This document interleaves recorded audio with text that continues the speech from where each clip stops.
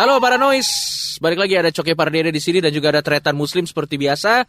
Di podcast Musuh Masyarakat ini tentunya kita akan membahas opini-opini. Benar. Yang tentunya tidak sejalan dengan opini masyarakat. Benar. Makanya namanya kita podcast adalah Musuh Masyarakat. Yoi, dan kita anjurkan kalau Anda mendengarkan podcast ini jangan bersama keluarga Anda. Ini adalah beberapa orang yang tidak kita anjurkan mendengarkan podcast ini bersama Anda. Yoi. Yang pertama adalah ayah ibu. Karena Ibu, belum tentu point of view-nya sama dengan apalagi kita. ayah ibu Anda konservatif. Betul. Sangat fanatis terhadap oposisi. Betul. Terus yang kedua adalah para pemuka adat. Karena belum tentu point of view kita sama. Ngapain pemuka adat dengerin podcast? Loh, masa nggak boleh? Ya boleh, tapi di tengah kesibukan mereka membangun gunungan nasi kuning yang nggak sempet dong. Pokoknya hati-hati kalau dengerin podcast ini. Jangan bersama teman, saudara, atau keluarga yang konservatif, kolot, karena pasti akan bertentangan. Kan kita sudah peringatkan, ini musuh masyarakat namanya. Betul. Dan kita ini sudah ada beberapa episode. Dan episode kali ini tentunya apa yang akan kita bahas, opini kita tidak kalah kontroversi dengan episode-episode sebelumnya ya. Yoi. Di mana di zaman sekarang ini biasanya sangat gencar yang namanya haters, terutama di sosial media. Yang paling banyak sih biasanya di sosial media. Dan yang di hate biasanya artis. Betul. Karena nggak cuma artis sekarang bro. Hah? Presiden juga banyak hatersnya bro. Betul. Dan jadi sosial media adalah menjadi salah satu ternak haters ya. Ternak hater dan corong untuk haters melampiaskan kebenciannya. Jogi. Nah di zaman sekarang nih yang banyak banget yang namanya haters, timbul opini-opini. Kebanyakan tidak setuju dengan adanya haters. Benar. Karena menurut mereka haters ini tidak membangun. Malah dan merugikan orang ya. Merugikan artis karena membuat stres, karena membuat down, membuat hidupnya artis yang di-hate ini hancur. Atau objek ini jadi merasa terhina, baperan dan yang lain-lain. Tapi bukan musuh masyarakat namanya, bukan podcast musuh masyarakat namanya para noise kalau kita tidak memiliki opini yang berbeda dengan masyarakat. Benar. Tentunya di podcast kita kali ini kita setuju dengan adanya haters ya. Gak cuma setuju, kita mendukung adanya haters. Dan kita tidak masalah dengan hate comments ya. Benar. Hate comment, hate bukan hate speech ya.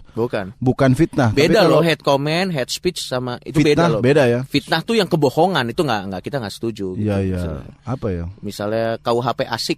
Waduh. Nah, itu kita tidak setuju tuh. KPI aturannya bener. Nah.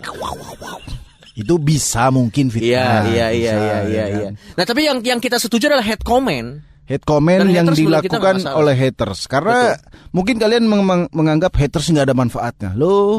Kita akan bedah bahwa ada banyak manfaat dari hate comment dan haters. Haters tuh banyak. Tapi sebelum kita bahas apa manfaat-manfaat haters dan poin-poin positif dari haters, udah saatnya kita untuk membedah definisi haters dulu Pak. Menurut sumber-sumber yang tidak kredibel. Ini saya sudah buka, ini serius ya, ada loh Pak namanya. Nama website adalah definisimenurutparaahli.com. Ini sombong banget website ini bangsat. Ahli, kenapa dia mengklaim dirinya ahli? Ya nggak tahu kan dinamai sosial media bebas-bebas. Silakan. Jadi dia bilang begini Pak, definisi haters adalah seseorang yang tidak bisa bahagia. Itu bukan haters. Melihat kesuksesan orang lain. Iya. Jadi daripada melihat kebahagiaan mereka, haters akan selalu mencoba mencari aib. Ini mah tetangga yang rese, bukan haters. Kalau tetangga beli mobil, pesugihan tuh kayaknya. Ini haters dari mana? Ini dari paraahli.com loh ya. Ahli apa ini bro? Coba dibaca lagi Coki. Mencari aib dan memperlihatkan berbagai macam kekurangan pada orang yang dibencinya. Iya. Jadi pada era teknologi informasi ini, kebanyakan haters berasal dari kalangan netizen yang seperti kita bilang tadi ya. Benar. Yaitu para masyarakat pengguna internet. Jadi kira-kira pengertian haters itu adalah orang yang tidak bisa melihat orang lain berkarya atau tidak senang kalau melihat orang lain berkarya. Atau orang lain sukses ya. Betul. Orang lain hidup enak itu nggak enak. Ya. Menurut ente haters pertama di dunia siapa? Haters pertama di dunia. Haters pertama di dunia itu adalah iblis dan setan bro. Kenapa? Karena dia menggoda Nabi Adam untuk memakan buah huldi. Apa itu? Ya Allah, ini nih kalau orang tidak punya agama Dia percaya sama Kinder Joy ya begini. Tidak susah ngobrol Nabi Adam, ngobrol iblis diusir dari surga susah. Referensinya kalau nggak sejalan. Loh, masa gua nggak? Ya kalau nggak tahu daripada so tahu, Pak. Itu kan umum sekali, Coki. Ente pas kecil ceritain kisah-kisah apa ente? Jagoan neon. Jadi dulu iblis tuh Coba ceritain dulu dong. iri terhadap Nabi Adam, makanya menggoda Nabi Adam dan diusir dari surga. Oh, jadi, itu haters pertama. Haters pertama itu adalah iblis. Dan jadi haters sekarang itu adalah keturunan iblis. Bedanya di sosial media sekarang bukan di Taman Huldi, Taman Firdaus, Taman surga. Surga. Itu adalah haters pertama. Dan menurut ente ada manfaat gak? Jelas. Menurut gue ya, walaupun haters ini tidak bisa melihat orang lain bahagia atau tidak bisa melihat orang lain istilahnya apa ya, berkarya. Ya. Tapi fakta yang nggak bisa kita deny atau fakta yang tidak bisa kita pungkiri adalah, coba banyak nggak artis atau public figure yang naik gara-gara haters? Benar. Dulu aku kenal pertama yang disebut istilah haters tuh dulu pada saat PW Gaskin, bro. PW Gaskin tuh dulu di Facebook sampai ada banyak banget anti PW Gaskin. Dan menurutku ya, selain mungkin musiknya enak, dia salah satu band yang dibesarkan lewat haters. Karena nggak disukai, apa nih alay nih apa nih, jadi rame, Pak. Iya. Meskipun negatif, tapi tetap negatif. Kangen band. Gila loh, Kangen Band tuh yang naik dari dia tuh memang yang negatif-negatif. Gini, bro, tapi saya yakin hatersnya Kangen Band hafal lagunya. Betul. Karena apa? Sesuatu yang kita benci biasanya kan kita pikirin terus. Aku mohon kau mengerti. Lagu apa ini? Yolanda. Lah ini Yolanda. Kenapa aku hafal lagu Yolanda? Begitu, bro. Ya kan? Gini, ente kalau nge-hate orang, nge-hate sesuatu kan pasti mikirin. Betul. Lagu apa nih? Betul. Masa lagu ku mohon kau mengerti, ya kan? Iya. Yolanda, loh, jadi ngafalin, jadi ngobrol terus, ya kan? Jadi sebenarnya manfaat pertama haters adalah tanpa kita sadari itu adalah teknik marketing yang paling jitu, Pak. Benar. Karena banyak sekali public figure, band atau content creator atau apapun yang besar dari haters dan dampaknya itu nggak bisa kita pungkiri. Contoh, misalnya Kangen Band, jelas dulu dia terkenal banget, Pak. PW Gaskin, Aukarin, Young Lex. Jadi tapi ada yang sengaja membuat sesuatu kontroversi biar di hate, biar rame. Tapi ada yang nggak sengaja. Saya yakin Kangen Band tuh tidak bermaksud alay loh. Tapi memang dia ini keren sekali. Poni Andika ini adalah Harajuku, kan? Dia tidak membuat kontroversi, tapi secara tidak langsung itu menimbulkan haters gitu. Oke, berarti ada dua macam ya. Ya. Ada orang yang memang dengan tulus berkarya tapi menimbulkan haters. Nah, tapi ada juga yang memang dengan sengaja pengen menimbulkan haters. Sengaja kontroversi. Tapi misalnya, tujuannya adalah sama-sama pengen sukses. Misalnya berantem sama artis siapa atau yang settingan apa gitu. Betul. Seperti kalau kita lihat Vicky siapa namanya? Vicky Prasetyo sama Angel Elga. Iya. Saya nggak tahu dia sengaja kontroversi, tapi menikah lompat dari helikopter. Itu kalau dia merasa itu adalah sebuah karya dan aku yakin tidak akan ada yang benci. Itu yang harus dipertanyakan dia yang. Iya. Sekali lagi kan kita bilang bahwa haters itu diciptakan dari. Lu masih inget aja lo dia nikah loncat dari helikopter. Nah itulah haters, Coki. Aku kesel sama adegan Vicky Prasetyo lompat dari helikopter. Makanya aku inget terus. Terngiang-ngiang. Dan jadi marketing lo omongin terus dan namanya naik. Itu dia sekali lagi kita jelasin bahwa haters muncul gara-gara atau orang nge-hate itu gara-gara sengaja bikin kontroversi atau dia tidak sengaja. Tapi banyak memang artis yang tidak mungkin mengakui dong. Aku tidak bikin kontroversi. Aku yakin lompat dari helikopter adalah sebuah karya seni. Tidak. Ya mungkin ada yang berkeyakinan begitu. Silakan. Tapi menurut gue ya, kalau kita bahas di poin pertama ini, memang betul, Pak. Seseorang yang hatersnya tidak banyak, biasanya untuk naik itu agak susah loh, Pak. Makanya kalau jadi gini, susah Pak, susah. Seperti kalau dia tidak bisa bikin karya yang bagus banget, ya dia bikin sesuatu yang ngeselin banget. Betul. Karena kalau bagus banget kan udah pasti banyak fans.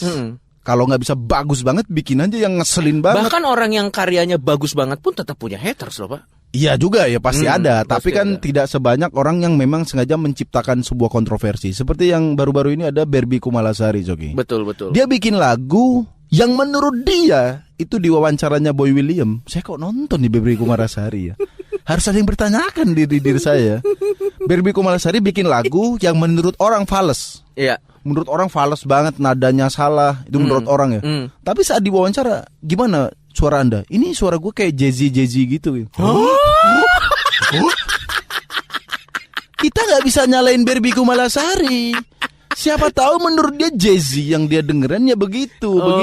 Iya, Jay-Z iya. di negara-negara Uganda. Seperti suara Barbie Kumalasari mungkin, kita nggak tahu. Tapi saat ditanya apakah Anda sengaja bikin kontroversi? Tidak, pasti jawabannya tidak. Sama ini lo ingat gak penyanyi dangdut yang pusing pala Barbie. Oh ya. Itu yang jiplak lagu Pak, Meghan Trainor. Pada saat ditanya apakah Anda pernah mendengar? Saya tidak pernah mendengar. Gak apa-apa, kita percaya pada Anda.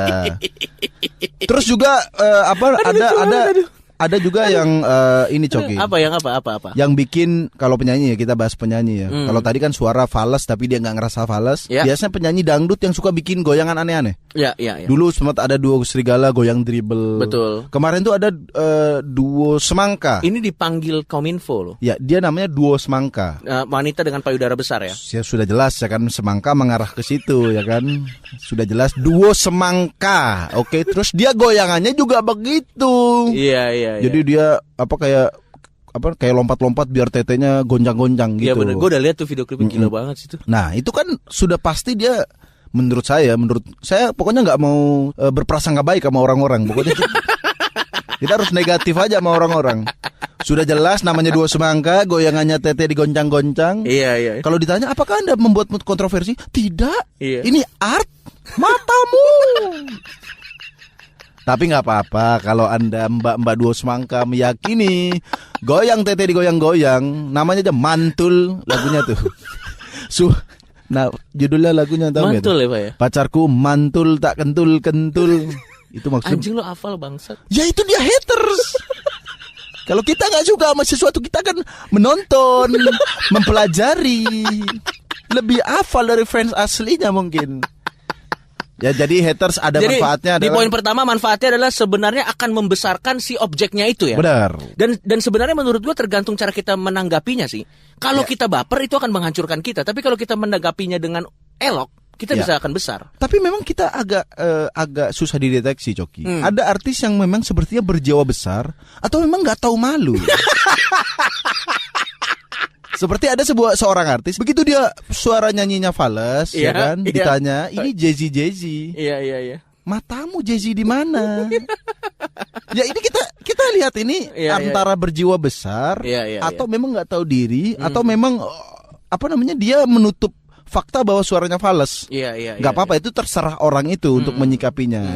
Yang jelas sekali lagi haters ada manfaatnya, yaitu membesarkan nama seseorang. Jadi tergantung cara kita menyikapinya. Benar. Dan memang sudah tidak bisa dideny, sudah tidak bisa dipungkiri bahwa list artis-artis yang besar karena haters banyak banget Pak. Banyak dan terbukti naik. Dan terbukti naik. Contoh Lucinta Luna, siapa yang nggak kenal Lucinta Luna? Gini, saya tuh nggak benci sama Lucinta Luna ya. Sama, gue juga. Tapi kita teliti deh, Lucinta Luna itu apa sebenarnya?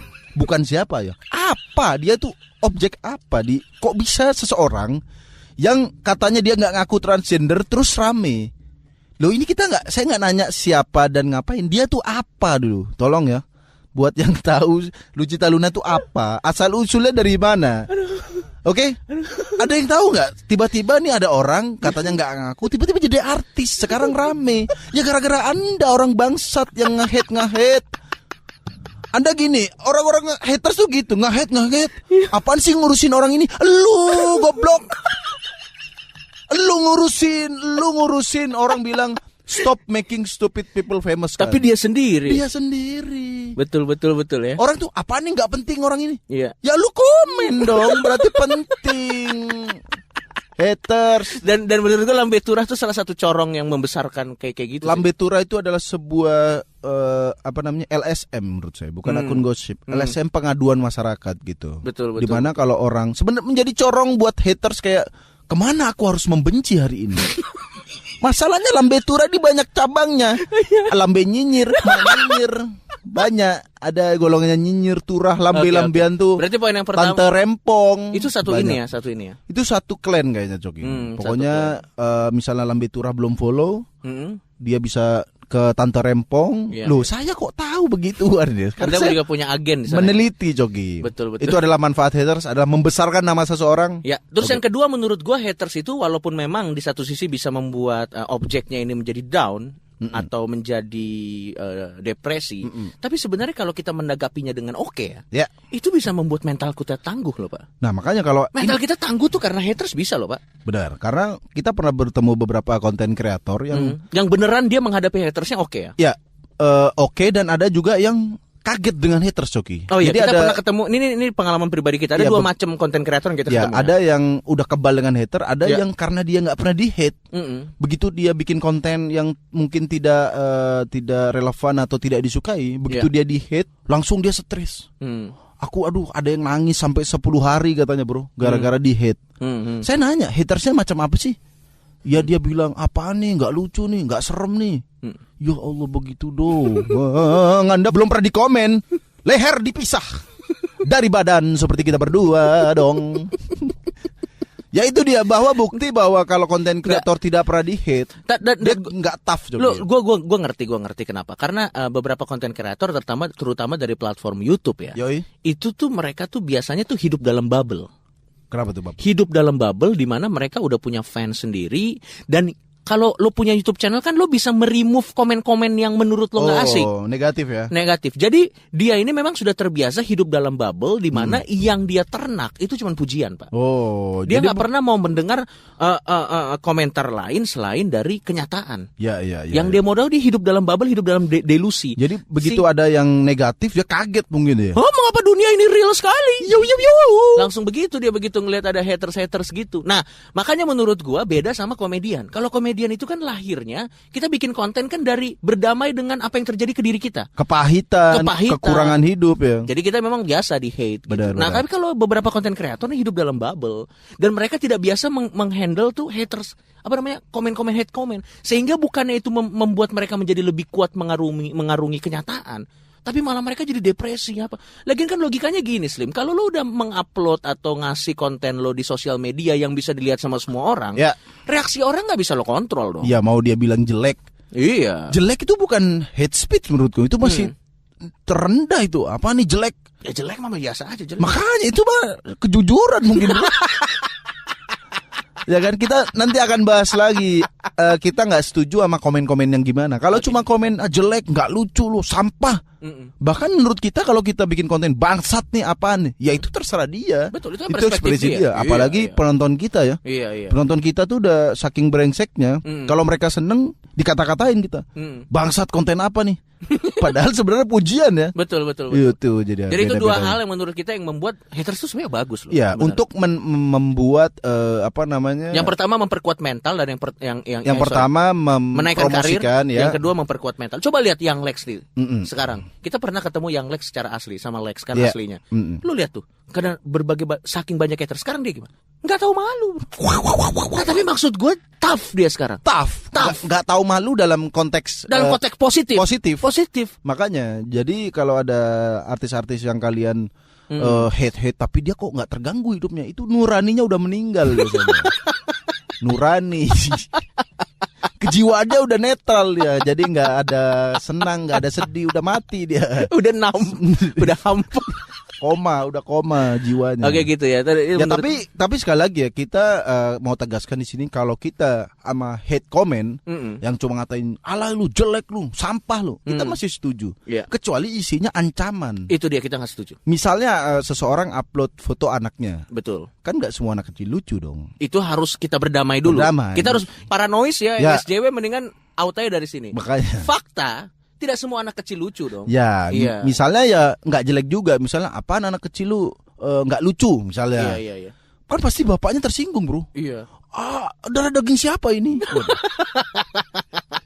Menurutku kan itu opini. Kalau bilang anaknya nggak lucu, nggak cantik, nggak ganteng, ya itu kan opini orang gitu. Iya, itu kan perspektif. Ya, kecuali dia isinya ancaman. Itu akan saya culik anak kamu. Itu bukan haters ya. Itu memang human trafficking kayaknya. Kita nggak setuju kalau sudah mulai masuk ke ancaman yang secara fisik, ya, itu memang bisa dilaporin. Dan gue juga nggak setuju. Akan saya bunuh kamu. Ya, itu gue nggak setuju. Jelas salah. Itu jelas. Apalagi fitnah. Iya. Ya kan? Iya. Misalnya Raffi Ahmad posting foto Rafathar. Iya. Waduh, Rafathar jualan narkoba. Ya. misalnya, ya kan?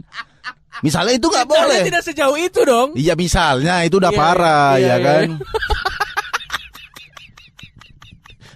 Iya, itu kan. Rafathar jual narkoba. Iya. Pokoknya yang fitnah dan ancaman kita tidak setuju ya. Ya, itu karena udah jelas. Fitnah itu sudah kriminal, udah berbohong. Udah bukan hate speech, memang Anda aja memang mau ngancurin negara ini kalau ada kriminal. Itu kriminal. Ya. Pokoknya pengancaman dan fitnah kita tidak setuju. Kita tidak setuju. Tapi sebenarnya Tretan Muslim at the end of the day pada akhirnya yang paling dirugikan dari fenomena haters ini itu cuma satu, Pak. Siapa? Bukan objek yang di hate menurut gua. Siapa yang paling objek yang di hate itu lebih banyak untungnya daripada ruginya. Benar. Loh, karir naik. Benar. Job banyak. Jadi tough coba mentalnya. Lihat, paling enggak kalau lu di hate satu Indonesia, paling enggak dapat lah 2 episode, 3 episode di pagi-pagi pasti happy. Nah, jangan pagi-pagi happy doang. Hah? Siang Brownies Trans TV. Oh iya betul. Sore Rumpi Trans TV. Udah betul. 3 itu. Udah dapat 3 program kan? Trio gosip langsung. Kalau Anda bikin kasus pagi, siang, sore langsung. Combo, triple combo. Dan kalau lo menghandle-nya itu tiba-tiba main sinetron aja. Main sinetron. Jadi sebenarnya haters dan hate comment itu lebih banyak positifnya. Betul. Jadi menurut gue yang kasihan dari fenomena haters dan hate comment itu ujung-ujungnya bukan artisnya, Pak. Siapa berarti? Orang yang nge-hate sebenarnya. Benar, karena kami yakin orang yang nge-hate itu adalah pengangguran. Betul. Karena kalau Anda sibuk mikirin deadline kerja, mikirin gaji, Anda nggak sempat nge-hate orang. Betul. Karena Anda menganggur, masih membayang-bayang apakah aku masih hidup besok, ya kan? Betul. Jadi dia memanfaatkan atau orang-orang nggak cuma nganggur, Cogi. Orang-orang yang hidupnya tuh sampah sebenarnya. Betul, yang berantakan. Yang berantakan misalnya dia punya istri galak, mertua galak, betul. Bos galak, dia mau nge-hate siapa lagi? Ada Lucinta Luna, yang di-hate Lucinta Luna. Ada Barbie Kumarasali. Padahal itu adalah bentuk kekesalan dia terhadap keluarganya, terhadap kehidupannya. Itu yang kita kasih nama haters. Dan menurut kita juga kenapa haters tuh pengen punya banget kontribusi dalam kehidupan artis atau objek yang dia hate. Karena menurut gue dalam kehidupannya sendiri, dia gak punya power untuk mengontrol itu. Gaji di bawah UMR, misalnya kan. Habis itu istri galak, benar, misalnya kan. Atau mungkin dianya sendiri mandul, kita nggak tahu. Dan akhirnya itu udah haters mandul lagi ya. Loh, bisa jadi itu adalah hal-hal yang membuat dia tuh tidak punya kontrol dalam hidupnya. Benar. Dan akhirnya paling tidak yang bisa dia kontrol hidup orang lain. Benar. Di komen-komen sosmed menurut ya, gua. seperti ini haters. Jadi sekarang tuh ada kalau pasangan itu ada hatersnya juga, Jok. Oh ya. Misalnya Aliando sama Prilly, ada pendukungnya ya. Iya. Begitu Lu jadul banget sudah nggak? Prilly sama Maxim Bautier. Ini pendukungnya Aliando protes, nge-hate jadinya. Apaan lu Maxim gini-gini? Iya. Karena sekali lagi benar kata Coki, karena dia tidak punya kontrol terhadap hidupnya. Betul. Dia mau mengontrol hidup orang mungkin. Betul. Dan yang kita kasihan lagi, Coki, sebenarnya haters nih, kalau kalian ente pikir hanya orang-orang dewasa, enggak, Pak. Haters tuh ada sejak kecil, Pak. Oh ya. Saya pernah lihat. Ini pengalaman pribadi lo ya? Ini pengalaman pribadi. Saya tuh follow-nya Instagramnya Anya Geraldine Munafik. Saya juga nggak tahu kenapa saya follow Anya Geraldine Munafik ya. Di situ isinya di situ orang isinya nge-hate Anya Geraldine, Pak. Iya. Ya, terus juga saya pernah follow hatersnya akun haters, dia nge-hate itu. Ada cewek namanya Nabila. Dia tuh dulu pacaran sama Atta. Iya. Sepertinya akun ini nggak setuju kalau cewek ini pacaran sama Atta. Betul. Jadi dia bikin akun haters Nabila. Aku lupa namanya apa. Yang jelas akun ini ngepost soal hate Nabila terus. Apaan lu jelek lu, apaan lu gini. Suatu hari dia instastories begini. Yang mau jadi admin silakan DM. Saya lagi sibuk UTS kelas 8. Gila lu, anak kelas 8 ya. Iya. Bikin akun untuk nge-hate orang, itu menurutku udah di generasi yang parah banget kita, bro. Maksudnya anak-anak kecil zaman sekarang tuh udah punya keinginan untuk nge-hate, bro. Iya. Udah zaman kita ya. Kelas 8 itu berarti kelas 2 SMP ya. Apa? Itu nge-hate apa dulu? Nggak ada, Pak. Paling gue benci guru BP doang. Udah paling ini itu. Kalau Abang Bakso ngasih sausnya dikit kesel aku. Iya. Atau kalau guru di BP Madura kan? Di Madura. Atau pembangunan nggak ada.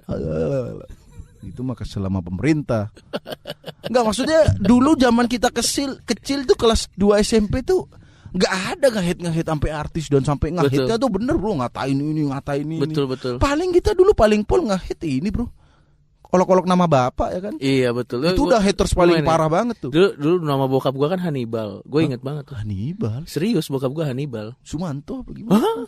Hannibal bener. Oh Hannibal. Oh. Jadi gue bal gitu. Kalau bapakku kan namanya Nur. Nur tuh bahasa Arab. Cahaya. Tahu dong gua. Jadi anak-anak, waduh ada cahaya nih. Ada bapak lu gitu. Itu aja aku udah hate tuh sama hal-hal begitu. Tapi anak zaman sekarang udah nge-hate-nya sampai bikin sesuatu loh. Berarti nanti anak lu juga dikatainnya gitu. Apa? Muslim kan anak lu kan ini. Iya kalau diceng-cengin muslim semua noleh dong. Apa manggil agama kita dong? Oke, berarti intinya adalah dari fenomena haters ini yang dirugikan sebenarnya bukan artisnya, bukan objeknya, ya, bukan. Tapi sebenarnya adalah orang yang melakukan hate itu sendiri. Makanya kalau kalian haters pikir gua hancurin hidup lu dengan ngata-ngatain, lu sendiri yang hancur, tapi tidak sadar Anda hancur. Oke, kalau begitu sekian topik kita kali ini tentang masalah haters ya. Yoi. Dan tentu para noise saksikan lagi tonton, dengerin dong. Maksud gua dengerin. Dengerin lagi di episode-episode musuh masyarakat kita yang selanjutnya yang tentunya pasti point of view-nya tidak kalah kontroversial. Benar. Nah, buat para noise nih yang mau komen-komen silakan kalian setuju enggak adanya haters atau adanya hate comment? Betul. Tapi jangan hate speech atau hate comment di noise ya. Karena kita berdua ini sangat flawless, Jogi. Waduh. Tidak bisa di-hate kita. Oke, langsung aja komen dan jangan lupa Masa kita gak bisa di-hate? Gak bisa bro. Coba tanya FP. Blok, udah mau closing masih aja nyerempet bahaya. Oke, langsung aja komen ya kan, buat ajak juga teman-teman kalian untuk download aplikasinya Noise buat dengerin kita berdua. Ini aplikasinya jauh lebih mulia daripada aplikasi mobil Mobil Legend. Aduh ya ampun. Kenapa masih udah closing. Ya udah, saya Tretan Muslim pamit. Dan saya Joki Pardede Parmi Paranoid. Sampai ketemu lagi di Musuh Masyarakat. Musuh-musuh masyarakat.